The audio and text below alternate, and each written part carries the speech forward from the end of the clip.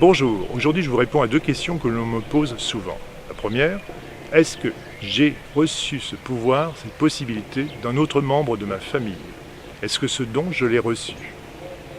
La deuxième question est, faut-il se laver les mains, se frotter les mains pendant une séance de magnétisme comme on le voit fréquemment à la télé? Alors pour la première question, non, en effet cela ne peut pas se recevoir. Comme j'ai déjà expliqué, l'on ne reçoit pas des capacités, des dons d'autres personnes. Dans la famille de Mozart, de Beethoven, etc., il n'y a pas plein de petits Beethoven, de petits Mozart. Il peut y en avoir des petits, mais pas des grands. De la même manière, chez les peintres, que ce soit Rembrandt ou autre, il n'y en a pas 36 000.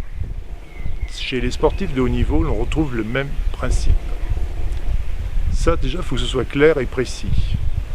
L'on ne peut en aucune manière faire une lignée de quoi que ce soit, du moment qu'il y a un don, une capacité réelle.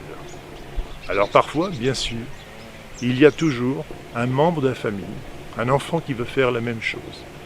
Mais ce n'est pas pour autant qu'il en a la capacité. J'ai d'ailleurs fait l'explication dans une autre vidéo, que voici. Par contre, quand l'on a vraiment les capacités, l'on s'en rend compte pas forcément immédiatement, parce qu'il semble logique, raisonnable, que pour tout le monde ce soit la même chose. C'est qu'au fur et à mesure que le temps passe que l'on peut se rendre compte qu'il y a des changements, des choses différentes. Cela, je l'ai également expliqué dans cette autre vidéo. Donc, non, je ne l'ai pas reçu de quiconque. Donc non, je ne l'ai pas reçu. Et cela ne pourra pas être donné à une autre personne. Par contre, heureusement, il y a toujours des personnes capables de pouvoir pratiquer le magnétisme. Quant au principe de se frotter les mains, cela n'a d'intérêt que pour ceux n'ayant pas les capacités de pouvoir exercer. Je m'explique.